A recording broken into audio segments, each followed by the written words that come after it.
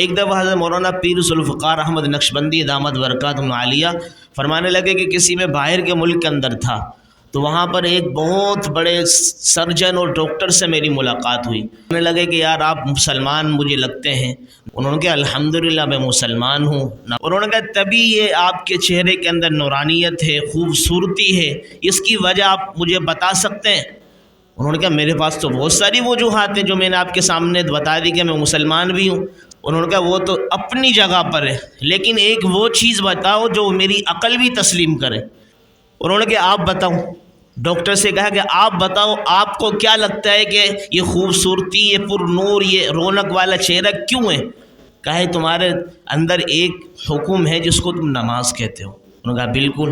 کہا نماز ایسی اہم عبادت ہے تمہارے نزدیک، لیکن ہمارے نزدیک یہ اہم ورزش ہے. کہ وہ کیسے؟ کہ اس نماز کے اندر آپ کو پتہ ہے نورانی چہرہ آپ کا کیسے بنتا ہے. حضرت نے کہا حضرت بھی خود انجینئر اور ڈاکٹر ہیں. انہوں نے کہا مجھے تو معلوم ہے، آپ بتائیں. ان سے کہلوانا چاہ رہے تھے آپ تاکہ ان کو پتہ چلے کہ نماز کی اہمیت کیا ہے. انہوں نے کہا اس لیے کہ جو دل ہوتا ہے نا، دل کے جو نیچے کا حصہ ہوتا ہے نا، نیچے کا حصہ دل اس تک تو سپلائی کر دیتے اپنے خون کو، اور وہ نیچے کے حصے کے اندر خوبصورتی پیدا خود بخود ہوتی رہتی چلنے ورنے سے. لیکن یہ نماز کے اندر جو سجدہ ہے نا، جب سجدے کے اندر انسان جاتا ہے تو دل اوپر ہو جاتا ہے اور یہ سر اور اس دماغ اور اس کا چہرہ نیچے ہو جاتا ہے. لہٰذا دل کے لیے سپلائی کرنا اس کی طرف خون کو بہت آسان ہو جاتا ہے. اس وجہ سے خوبصورتی زیادہ مزید بڑھ جاتی نمازی بندے کے چہرے کے اوپر. میرے واجب الاحترام قابل تکریم معزز دوستوں، بزرگوں اور نوجوان ساتھیوں، آج آپ حضرات کے سامنے کہ انسانی روحانی ایک تربیت ہوا کرتی ہے، اس حوالے سے چند ایک باتیں ذکر کروں گا.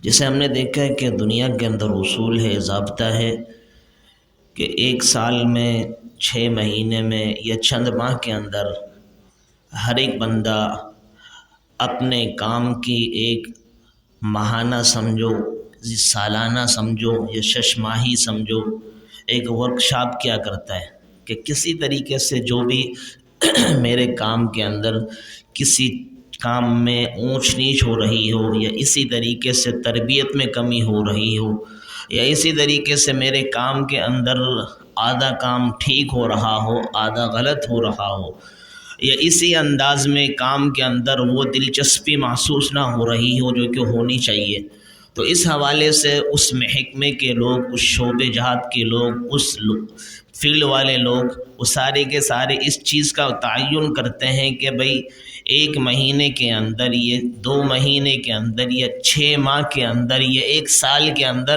اس کام کے حوالے سے جو ورک شاپ ہوا کرتی ہے وہ کریں گے ہم، تاکہ اس میں جو کمیاں ہیں وہ ختم ہو جائیں.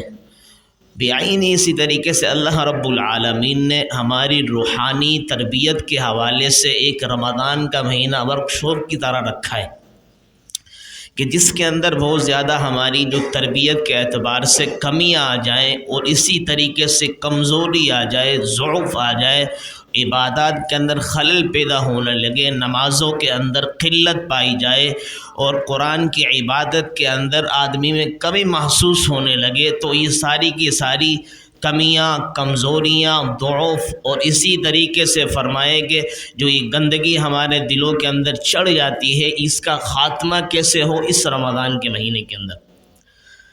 وہ آپ دیکھیں کہ مثال کے طور پر جب آدمی نماز پڑھتا ہے تو نماز پڑھنے سے انسانی جو جسمانی ہوتی ہے نا، جسم انسان کا ہوتا ہے وہ اوپر نیچے ہوتا ہے، ایک ورزش کی صورت ہوتی ہے. ہم تو اس کو ورزش کی صورت نہ سمجھیں بلکہ اس کو ایک محض عبادت سمجھے، اللہ کا حکم سمجھے، رسول اللہ صلی اللہ علیہ وسلم کی سنت سمجھے، رسول اللہ صلی اللہ علیہ وسلم کے بتائے ہوئے طریقے جتنے نماز کے بارے میں، ہم اس کو ایک اہم ترین حکم سمجھے.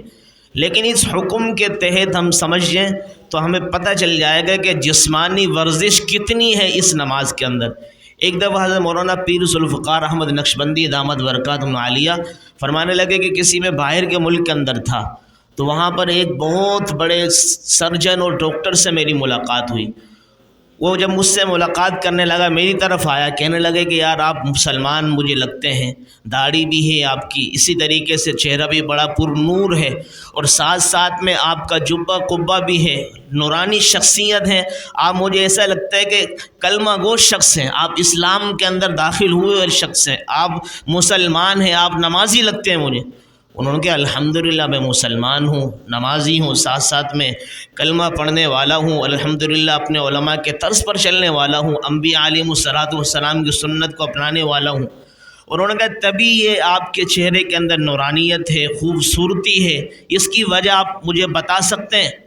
انہوں نے کہا میرے پاس تو بہت ساری وجوہات ہیں جو میں نے آپ کے سامنے بتا دی کہ میں مسلمان بھی ہوں، ساتھ ساتھ میں علماء کے نقش قدم پر بھی چلتا ہوں، ساتھ ساتھ میں انبیاء علیہم الصلوۃ والسلام کے جتنے بھی فرمائے کہ سنتیں ہیں ان کو اپنانے والا ہوں۔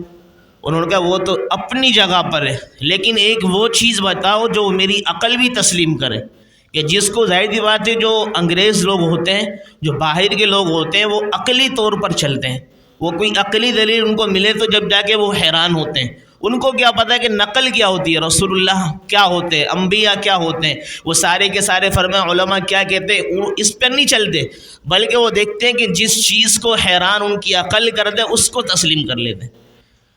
انہوں نے کہا آپ بتاؤ، ڈاکٹر سے کہا کہ آپ بتاؤ آپ کو کیا لگتا ہے کہ یہ خوبصورتی، یہ پر نور، یہ رونق والا چہرہ کیوں ہے؟ کہا تمہارے اندر ایک حکم ہے جس کو تم نماز کہتے ہو۔ انہوں نے کہا بالکل۔ کہا نماز ایسی اہم عبادت ہے تمہارے نزدیک، لیکن ہمارے نزدیک یہ اہم ورزش ہے۔ کہ وہ کیسے؟ کہ اس نماز کے اندر آپ کو پتہ ہے نورانی چہرہ آپ کا کیسے بنتا ہے، اور اسی طریقے سے آپ کا اوپر کا حصہ جو یہ چہرے کا حصہ ہے، دماغی طور پر دماغ زیادہ کیوں چلتا ہے نماز کی برکت سے۔ حضرت نے کہا، حضرت بھی خود انجینئر اور ڈاکٹر ہیں، انہوں نے کہا مجھے تو معلوم ہے، آپ بتائیں۔ ان سے کہلوانا چاہ رہے تھے آپ، تاکہ ان کو پتہ چلے کہ نماز کی اہمیت کیا ہے۔ انہوں نے کہا اس لیے کہ جو دل ہوتا ہے نا، دل کے جو نیچے کا حصہ ہوتا ہے نا، نیچے کا حصہ، دل اس تک تو سپلائی کر دیتے اپنے خون کو، اور وہ نیچے کے حصے کے اندر خوبصورتی پیدا خود بخود ہوتی رہتی چلنے ورنے سے، لیکن یہ نماز کے اندر جو سجدہ ہے نا، جب سجدے کے اندر انسان جاتا ہے تو دل اوپر ہو جاتا ہے، اور یہ سر اور اس دماغ اور اس کا چہرہ نیچے ہو جاتا ہے، لہٰذا دل کے لیے سپلائی کرنا اس کی طرف خون کو بہت آسان ہو جاتا ہے، اس وجہ سے خوبصورتی زیادہ مزید بڑھ جاتی ہے نمازی بندے کے چہرے کے اوپر۔ جب اس نے کہا سبحان اللہ، جو میں تمہیں اتنی معلومات ہے، تم بھی اسلام میں داخل کیوں نہیں ہوتے؟ کہا کہ اسلام میں تو میں داخل کب کا ہو جاتا، لیکن میں نے اخلاق کا جائزہ لیا تو اخلاق ان کے انگریز سے بھی بدتر ہے۔ آپ اندازہ لگائیں کہ مسلمان کے لیے اللہ تعالیٰ نے اتنا بڑا اہم رکن رکھا ہے نماز کا، کہ نماز جیسی اہم عبادت کو انگریز بھی سمجھتا ہے، اس کو پتہ ہے ہم ساری ورزش کرتے چلے جائیں، لیکن جو نماز مسلمانوں کے پاس ہے اس سے بڑی اور بہترین ورزش کوئی بھی نہیں ہے، دماغی طور پر، جسمانی طور پر، ہر لحاظ سے۔ تو مسلمانوں کے لیے جو بڑی اہمیت کی حامل جو چیز ہے نا، وہ نماز ہے، اور نماز جیسی جو اللہ تعالیٰ نے عبادت ہمیں دی ہے، اس سے بڑھ کر کوئی عبادت نہیں ہے۔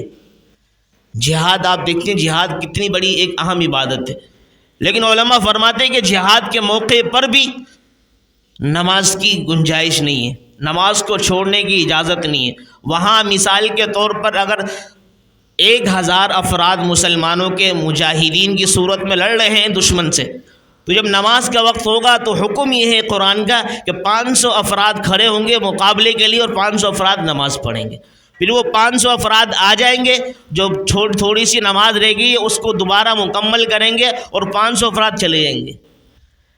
یہ حکم ہے نماز کا۔ تو نماز کا اتنا اہم حکم ہے جس کو مسلمان پسے پوچھ ڈال دیتے ہیں عام دنوں میں، لیکن جب یہ رمضان آ جاتا ہے الحمدللہ ہر ایک کے دل کے اندر نماز کا جذبہ پیدا ہونے لگ جاتا ہے، ہر ایک کے دل کے اندر ایک عبادت کرنے کا جذبہ اٹھتا ہے۔ وہ اس کی بات یہی ہے کہ شیطان جتنے بھی ہیں وہ جگڑ لیے جاتے ہیں، شیاطین کو بند کر لیا جاتا ہے، ان کے لیے سارے کے سارے دروازے بند کر دیے جاتے ہیں، اس لیے مسلمانوں کے لیے دروازے کھل جاتے ہیں۔ تو مسلمانوں کے لیے اہم عبادت نماز کو قرار دیا گیا۔ جب نماز کو قرار دیا گیا، اس میں اہم عبادت جو رمضان کے اندر ہے وہ 20 رکعت نماز تراویح۔ 20 رکعت نماز تراویح کے اندر آپ دیکھیں کتنے سجدے پائے جائیں گے، ہر ایک رکعت کے اندر کتنے سجدے ہوتے ہیں بھائی؟ 2 سجدے، تو 20 رکعت میں کتنے سجدے ہو گئے؟ 40 سجدے۔ جب 40 سجدے انسان کرے گا تو اندازہ لگا اس کی خوبصورتی کے اندر اضافہ ہوگا یا کمی ہوگی؟ ورزش کے اعتبار سے بات کر رہا ہوں میں، ایک انگریز کی بات کو سامنے رکھتے ہوئے عقلی طور پر اللہ تبارک و تعالیٰ نے یہ مسلمانوں کے لیے کوئی ایسا سسٹم نہیں رکھا۔ اللہ کی قسم بہت سے انگریز تو اپنی عقلیں کو سامنے رکھ کر دنگ رہ جاتے کہ کیا کیا حکم مسلمانوں کو ملا ہے، اس کے باوجود یہ لوگ اس پر عمل نہیں کرتے۔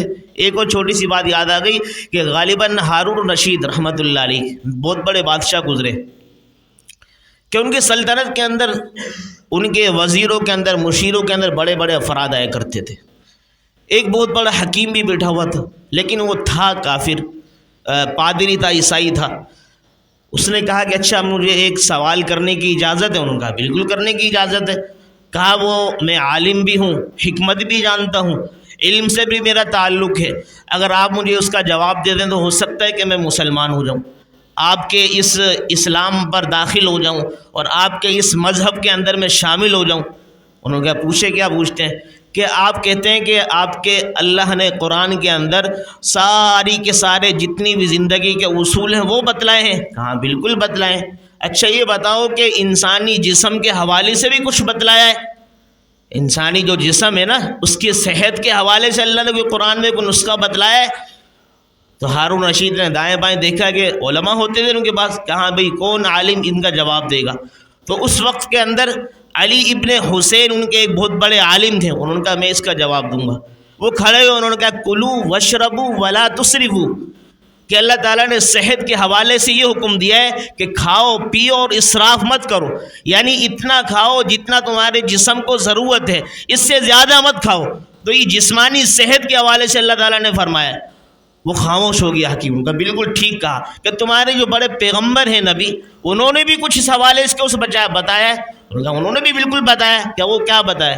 کہ اللہ کے حبیب نے فرمایا المعدۃ اصل الدائی، جس کا میں خلاصہ بتانے لگا ہوں مفہوم، کہ اللہ کے حبیب نے فرمایا جو انسانی معدہ ہے نا، معدہ کہ یہ سب سے فرمایا کہ کیا ہے، تمام تر جتنی بھی وہ ہے نا بیماریاں ان کی جڑ ہے، معدہ تمام بیماریوں کی جڑ ہے۔ فرمایا کہ اور اس کو اپنے کنٹرول میں رکھنا تمام تر فرمایا جتنے بھی نسخے ہیں ان تمام کی جڑ ہے۔ کہ اللہ کے حبیب نے یہ فرمایا، کیا مطلب؟ کہ اس اللہ کے حبیب نے فرمایا کہ جب معدے کا بندہ خیال کرے گا تو معدہ اس کا ٹھیک اور درست ہوگا تو انشاءاللہ العزیز خود بخود اس کا پورا جسم ٹھیک ہوگا۔ وہ حیران ہو گیا، اس نے کہا اللہ اکبر۔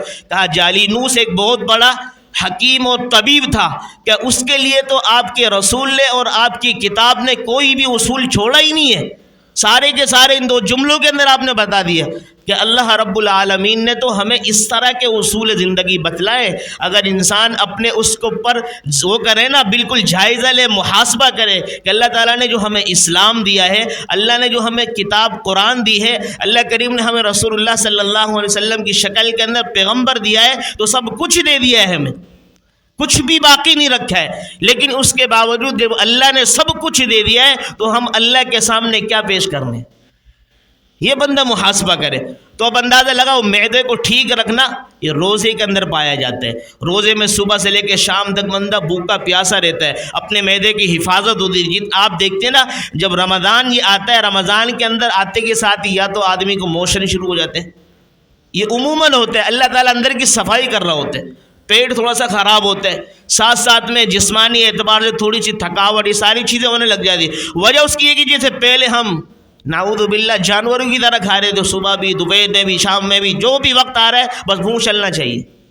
لیکن اللہ تعالیٰ نے ابھی ترتیب بنا دی، صبح کے وقت تھوڑا سا کھا لو، اس کے بعد رات میں کھا لو، وقت ملے تو رات میں تھوڑے سے اور حصے کے اندر کھا لو، بس یہ طریقے سے کھاؤ۔ جب کھائیں گے تو جسم خود بخود ٹھیک رہے گا، اور جسم آدمی کو اسی وقت ٹھیک رہتا ہے جب اس کو اسی وقت بھوک مل ہو، اسی وقت اس کو کھانا میسر ہو جائے۔